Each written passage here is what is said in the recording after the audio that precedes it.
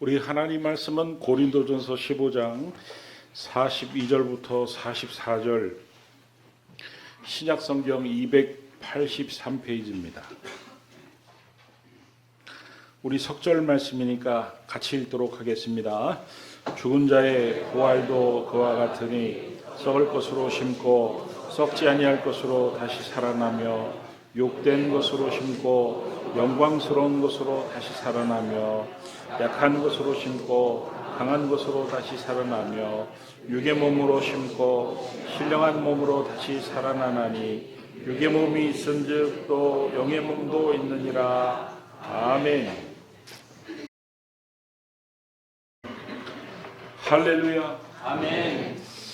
실제로 일어났던 일이고 그래서 한동안 그 지역에서 뜨거운 화제가 되었던 일인데, 노르웨이에서 한 할머니가 사람들에게 평소에 자기가 죽으면은 자기 방에 걸려있는 액자를 관에 꼭 넣어달라고 유언을 했답니다. 그리고 때가 되어서 이 할머니가 돌아가셨는데 사람들이 그 유언을 기억하고 그 관에다가 방에 있는 액자를 떼어서 넣으려고 하니까 액자가 너무 큰 거예요. 그래가지고 어떡할까? 그러면은 액자를 분해해서 저분이 원하는 것은 그림이니까 그림만 넣읍시다 해가지고 액자를 분해를 했는데 액자에 엄청난 거액이 나온 겁니다. 그러니까 이 할머니는 죽음을 잘못 알고 있는 거죠. 남들 몰래 평생 모은 것을 혹시나 싶어가지고 가져가려고 했던 것입니다. 여러분, 사람들은 죽음을 잘 모르고요. 죽음에 대한 태도도 아주 모호합니다. 막연히 싫어합니다. 그래서 누군가 죽음 얘기하는 것을 듣는 것도 싫어하고 하는 것도 싫어하고 보는 것도 싫어합니다. 병원에 가면은 사층이 없어요. 왜냐하면은 사가 죽을 살을 연상하기 때문에 아예 사층을 없앤 병원도 꽤 많습니다. 죽음은 나와 상관없는 이야기쯤으로 치부를 하고 죽음을 아주 먼 이야기처럼 생각하는데, 그러나 안타깝게도 이 삶과 죽음은요, 동전의 양면과 같습니다. 아주 들러붙어 있다, 아주 가깝다, 이런 말씀이에요. 우리가 생각하는 것보다 훨씬 더 가까이 있다, 이런 말씀입니다. 옛날에 저희 딸들 둘이 초등학교를 다닐 때 목회자 자녀들 대상으로 필리핀에 가가지고 한 달 동안 필리핀 애들이랑 같이 공부도 하고 숙식을 하는 그런 프로그램이 있었습니다.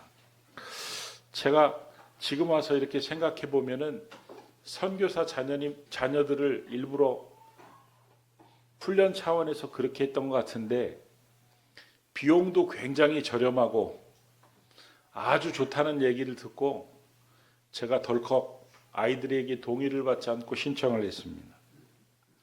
그런데 문제는 우리 두 딸들이 엄청 싫어했어요.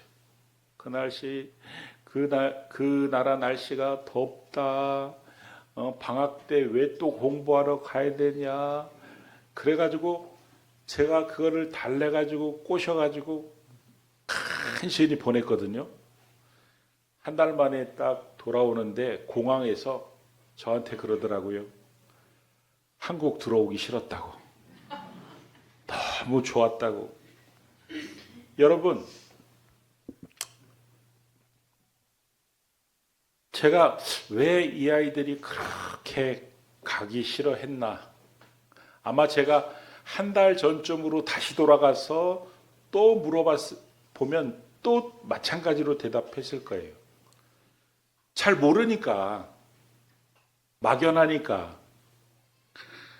핑계는 덥다, 왜 공부하러 가냐 이거였지만 사실은 막연하기 때문에, 모르기 때문에, 두려워서 그랬던 것이다, 이렇게 생각이 됩니다. 그 뒤로는 또 가고 싶다 그러고, 그 뒤로는 정말 그립다고 그러는데 갈 수 이제 없어요. 돈도 없고 그런 프로그램도 사라져 버렸습니다. 그런데 그렇게 지금은 가고 싶어 하는 그것을 왜 그때 당시에는 가기 싫어했던 겁니까?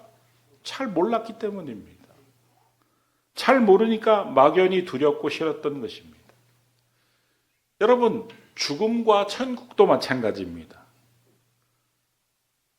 죽음을 모르는 척하고 알고 싶어 하지도 않고 그래서 막연히 두려워하면 안 되고 거꾸로 오히려 죽음이 뭔지 알아야 되고 정확히 알아야 되고 잘 알아야 되고 자세히 알아야 됩니다. 그래야 막연한 두려움 대신에 마음의 평안을 찾을 수 있고 그 죽음에 대해 대비를 할 수 있기 때문입니다. 여러분, 먼저 죽음은 끝이 아닙니다. 예수님은 죽은 아이를 가리켜 잠잔다라고 표현하셨습니다. 여러분, 잠들었다는 게 뭡니까? 끝이 아니라는 그런 말입니다. 잠시 뒤에 잠이 깨는 것처럼 다시 살아난다는 것입니다. 그래서 여러분, 기독교는 죽음은 끝이 아니라 다시 살아난다고 표현하는 거예요. 오늘 본문 고린도전서 15장 43절에서 44절 말씀을 보면은 다시 살아나며 다시 살아나며 다시 살아나나니 다시 살아난다는 표현을 쓰고 있습니다. 제가 엊그저께 장례식 가가지고 말씀을 드렸지만 세상 사람들이 이해하는 죽음과 기독교가 이해하는 죽음은 완전히 다릅니다. 세상 사람들이 이해하는 죽음은요, 동굴입니다. 동굴. 며칠 전에 영상 하나를 봤는데 동굴을 막 끝까지 들어가는 영상입니다. 그래도 입구는 좀 넓고 쉴 곳도 있고 괜찮은데 그 동굴 끝까지 막 가는데 막 조마조마하더라고요. 왜냐하면 굉장히 좁아지고 더 불편해지고 그러다가 어느 순간 딱 가니까 막혀 있어요. 여러분, 세상 사람들이 이해하는 죽음은 끝입니다. 끝입니다. 죽음으로 끝나는 것입니다. 더 이상 없다는 것입니다. 그러나 믿는 사람들이 이해하는 죽음은 터널입니다. 이 터널은요, 어둡고 캄캄한 것을 통과하는 것은 동굴과 비슷한데 그러나 끝에 이르면요, 갑자기 빛이 비치면서 환하게 다른 세상으로 연결이 되어 있습니다. 믿는 사람이 이해하는 죽음은 연결입니다. 새로운 세상으로 진입하는 통로고 새로운 세상으로 들어가는 징검다리가 죽음입니다. 여러분, 사람들이 죽음을 싫어하는 이유는 잃어버리는 것으로 이해하기 때문입니다. 죽음은 잃어버리는 것이다. 몸도 잃어버리는 것이다. 가족도 잃어버리는 것이다. 돈이고 집이고 모든 것을 다 잃어버리는 것이다. 여러분, 과연 죽음은 잃어버리는 것일까요? 상실일까요? 성경은 죽음을 뭐라고 표현하냐면요, 고린도후서 5장 4절 말씀을 보면 벗고자 함이 아니요 오히려 덧입고자 함이니, 벗는 게 아니라 입는 거래요. 옷으로 지금 비유를 하고 있습니다. 마치 이 육신이 사라지는 것을 옷 벗는 것으로 비유하고 또 새로운 육신이 생기는 것을 옷 입는 것으로, 새 옷 입는 것으로 지금 비유를 하는데, 여기서 약간 헷갈리는 부분은 덧입는다는 표현인데, 덧입는다고 표현을 해놓으니까 마치 어떤 옷을 입고 그 위에 새로운 옷을 걸치는 것처럼 생각을 하는데 아닙니다. 앞에 벗다가 되어 있으니까 뒤에는요, 입다로 이해하는 게 맞습니다. 그러니까 옷을 벗은 주체가 새로운 옷을 입는 것을 덧입는다, 이렇게 표현해 놓은 거예요. 그러니까 쉽게 말씀을 드리면 죽음으로 우리의 이 육신은 사라지고 새로운 몸을 얻게 된다, 이런 말씀입니다. 장차 천국에서 우리가 얻게 될 몸은 어떤 몸이냐면 고린도전서 15장 43절에서 44절 말씀을 보면은 영광스러운 것으로 다시 살아나며 1번이 그렇게 되어 있죠. 그러니까 천국에서 우리가 새로 얻게 될 몸은 영광스러운 몸이라. 영광스러운 몸. 한국교회 유명한 부흥 강사이신 이성봉 목사님은 10대 시절에 술과 노름과 여자에 빠져 방탕한 삶을 살았지만 20대에 골수염으로 사경을 헤매면서 하나님을 만나 그때부터 그야말로 말씀을 뜨겁게 전하는 부흥 강사가 됩니다. 이 목사님의 특징은 뭐냐면요, 가는 곳마다 설교가 똑같아요. 근데 한 번 들어도 은혜가 되고, 2번 들어도 은혜가 되고, 10번 들어도 똑같은 은혜가 임한다는 거예요. 할렐루야. 아멘. 이분의 설교의 특징 중에 하나가 뭐냐면 존 버년의 소설 천로 역정을 풀어서 설교하는 것이었습니다. 제가 기쁨의 교회 부임에 왔을 때 박영희 권사님이라는 분이 계셨는데, 제가 우리 박영희 권사님께 들었던 이야기 중에 하나는 본인은 이성복 목사님을 너무너무 좋아하셔서 그 존 버년의 천로 역정으로 풀어서 설교하시는 것을 아직도 듣고 있대요. 그 녹음해 놓은 것을 아직도 듣고 있대요. 목사님도 원하시면 자기가 들려드리겠다고 할 정도로 이성복 목사님을 참 좋아하셨습니다. 예전에 제가 아주 잘 아는 목사님이 성결교 총회장이셨는데 미국으로 부흥회를 갔는데, 그 미국에 있는 목사님들이, 한국에 있는 유명한 목사님들이 많이 오시니까 그냥 의례적으로 자기를 맞더랍니다. 아이고 목사님 오셨습니까? 아니 성결교 총회장식이나 되는데도 그냥 덤덤하게 아이고 저는 누구입니다, 그렇게 인사를 하더래요. 그런데 식사를 하다가 이 목사님이 사실은 우리 고모가 이성복 목사님 아내입니다, 그리고 제가 이성복 목사님 조카입니다, 그랬더니 그 자리에 있던 모든 목사님들이 깜짝 놀라서 세상에 이성복 목사님 조카가 왔다고, 아까와는 완전히 다르게 막 악수하고 막 기뻐하고 사진도 같이 찍고 막 좋아하더라는 거예요. 여러분, 만약에 이성복 목사님 본인이 그 자리에 나타나면 어땠을까요? 더 했겠죠. 막 더 기뻐하고 더 반기고 더 환대하고 더 난리가 났을 것입니다. 여러분, 영광이 그런 것이다, 이런 말씀입니다. 사람들이 환호하고 박수를 쳐주는 영광이 위력이 대단한 것입니다. 그래서 제가 지난주 오후 예배 때 나는 낯선 사람 만나면은 참 낯가리는데, 그러나 천국 가면은 아무 걱정 없다. 왜냐하면 서로가 서로를, 우리가 천국에 가서 얻게 될 새로운 몸은 서로가 서로를 영광스럽게 아이고 만나주시는 게 영광이고, 저를 쳐다보시는 것만으로도 영광이고, 저하고 악수하시는 것만으로도, 대화하시는 것만으로도 영광이고, 그래서 염려하지 말라 제가 말씀을 드렸습니다. 여러분, 하나님께서 살아있을 때 천국을 체험케 한 사람이 성경에 있죠. 사도 바울입니다. 사도 바울은 삼층천에 체험을 했습니다. 하나님이 천국에서의 삶을 맛보게 해주셨습니다. 바울이 천국에서 몸이 변하여 자기가 경험했던 그 영광이 얼마나 대단한지 로마서 8장 18절 말씀을 보면은, 생각하건대 현재의 고난은 장차 우리에게 나타날 영광과 비교할 수 없도다. 쉽게 표현을 해드리면 천국에서 누리게 될 영광은 한번 맛보면요, 이 땅에서 겪었던 모든 고통을 한순간에 있는. 그래가지고 바울이 빌립보서에 보면은 자기는 죽고 싶다고 써놨습니다.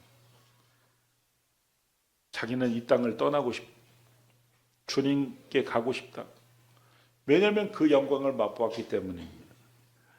마치 운동선수가 올림픽 대회에 나가지고 금메달을 탁 받아가지고 시상대에서 금메달을 목에 걸고 국가가 연주가 되고 국기가 올라가고 그 TV에서 중계를 하고 그래서 한국에 돌아왔더니 막 비행기서부터 막 사람들이 연도에서 박수 쳐주고 환호를 해주고 연금도 주고 불러가지고 상금도 주고 TV에도 출연하고 막 만나는 사람마다 이야 누구누구 선수다 막 그러면은 그 훈련할 때 얼마나 힘들게 훈련하는지 몰라요. 막 근육이 찢기는 것처럼 고통을 참아가면서 훈련을 했는데 그 고통이 그 영광으로 인하여 한순간에 잊혀지는 것처럼 그래서 초대교회 교부였던 크리소스톰도 이렇게 말을 했습니다. 이 땅에서 사람이 일평생 겪었던 모든 고난을 하늘에서 누리게 될 영광을 1초라도 맛보면 깨끗이 잊어버린다. 여러분, 그 영광을 매일매일 순간 영원히 누리는 곳이 천국인 줄 믿으시기 바랍니다. 그래서 천국이 좋은 곳이다 이런 말씀이에요. 또 뭐를 얻는데요? 지난주 오후 예배 때 제가 했기 때문에 고린도전서 15장 43절에서 44절 말씀을 보면은 두 번째는 뭐를 얻어요? 강한 것으로 다시 살아나며 강한 것으로 다시 살아난다는 말은 무슨 말입니까? 질병이나 노화나 장애가 없는 강한 몸을 얻게 된다는 것이고 세 번째는 신령한 몸으로 다시 살아나니 신령한 몸이 된다는 것은 배고픔도 피곤함도 아무리 잠을 안 자도 피곤하지 않고 밥을 먹지 않아도 배가 고프지 않고 시간과 공간의 제약을 받지 않는 그러한 신령한 몸을 천국 가면 얻는다는 것입니다. 여러분 이런 거를 1번, 2번, 3번을 한마디로 뭐라고 표현합니까? 업그레이드라고 표현합니다. 집에 굴러다니는 구닥다리 핸드폰을 가져오면은 삼성 갤럭시 S38로 바꿔준다. 38이 있는지 난 모르겠지만 아무튼 최신형의 핸드폰으로 바꿔준다. 그러면은 굉장히 기분이 좋을 것 같습니다. 집에 방치된 자전거를 가져오면은 한국에서 최고의 자동차로 바꿔준다. 그러면은 아주 기쁠 것 같습니다. 지금 사골세 빵을 살고 있는데 무상으로 정원이 아름답게 가꾸어지고 수영장이 딸린 대저택으로 바꿔준다고 하면은 흥분될 것입니다. 죽음은 이처럼 불완전한 육신 대신 완전하고 새로운 육신으로 바뀌게 되는 날이다. 불완전한 땅의 거처 대신 완전하고 영원한 하늘로 거처로 바뀌게 되는 날이다. 죽음은 잃는 게 아니라 최고의 좋은 곳으로 모든 것이 업그레이드 되는 날이다. 할렐루야. 그래서 이 땅에 있는 모든 종교 가운데 죽음을 복이라고 표현한 종교는요, 기독교밖에 없습니다. 요한계시록 14장 13절 말씀을 보면은 그 밑줄 친 부분에 주 안에서 죽는 자들은 복이 있도다. 이야, 죽는 사람 복 있다고 말하는 종교는요, 그래서 기독교밖에 없는 것입니다. 오해하지 말 것은 가족은 슬픕니다. 남편은 슬프고 먼저 아내를 떠나보낸 남편은 슬프고 먼저 자녀를 떠나보낸 부모는 슬픕니다. 그러나 예수를 믿고 죽은 고인은 복되다 이런 말씀입니다. 제가 우연히 읽은 서울대학교 안병원 종양내과 전문의 김범석 교수님이 쓴 글을 우연히 읽었는데 거기에 그런 내용이 적혀 있었습니다.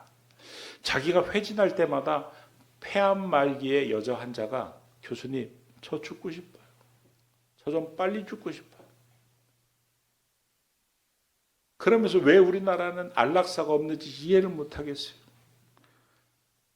그래가지고 참 기억에 남았다는 거예요.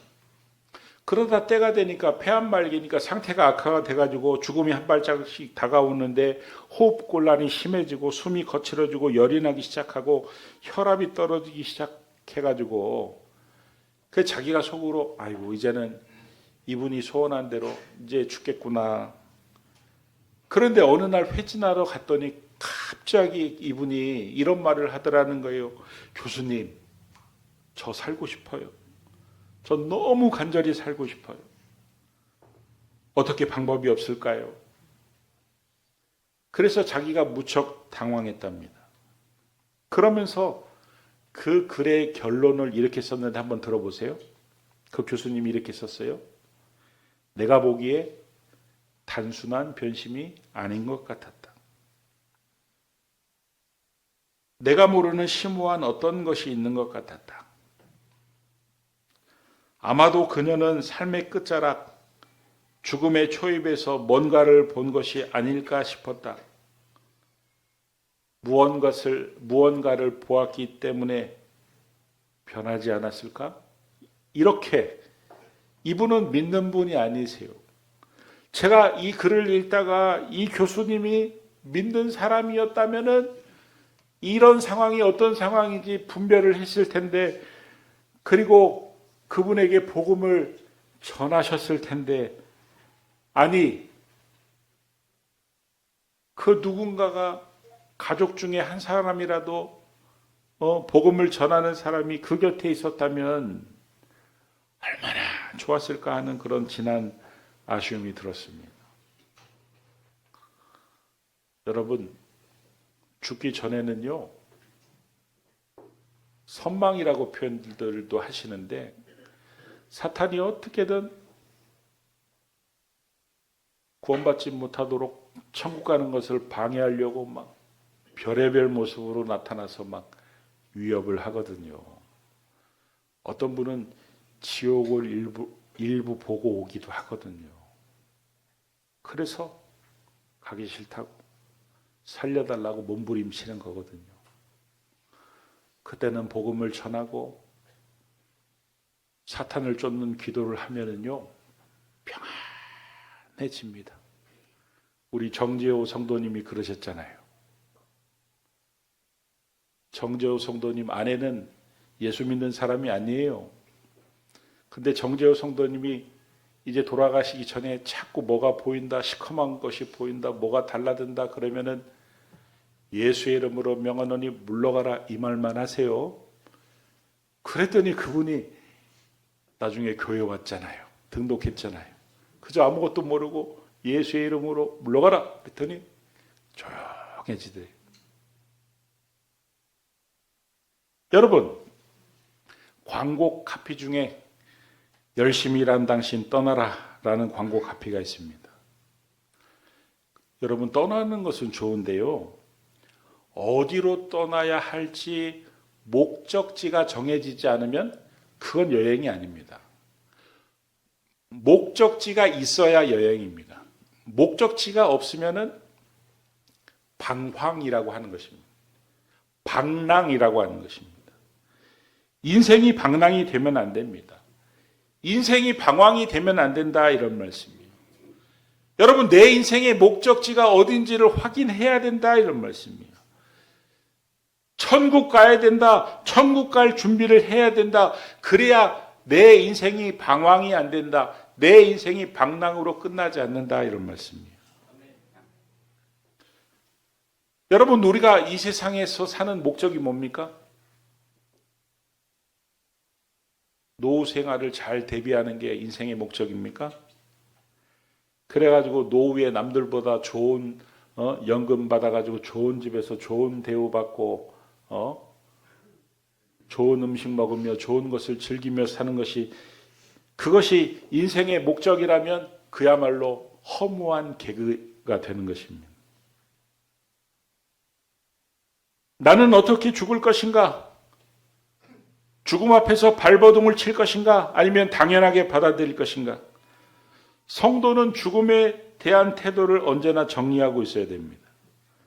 여러분, 죽음에 대한 태도를 정리하는 것은 죽을 때가 가까워 가지고 나이 많을 때 정리하는 게 아니라 언제나 정리하고 있어야 됩니다. 왜냐하면 죽음은 나이와 상관이 없기 때문입니다. 죽음은 언제 어떻게 우리에게 다가올지 아무도 모르기 때문입니다. 우리는요, 믿지 않는 가족이나 친척들에게 늘 복음을 전할 준비를 해야 되고 늘 복음을 전해야 됩니다. 가족이 천국 가도록 힘을 써야 됩니다. 왜냐하면 영원히 헤어질 수도 있기 때문입니다. 정말 이 땅에서 잘 산 사람이 누굴까요? 노후 대책을 잘 준비한 사람일까요? 사업이 성공한 사람일까요? 아니면 위대한 발명을 해가지고 인류에 기여를 한 사람일까요? 성인 군자일까요? 화목한 가정을 이룬 사람일까요?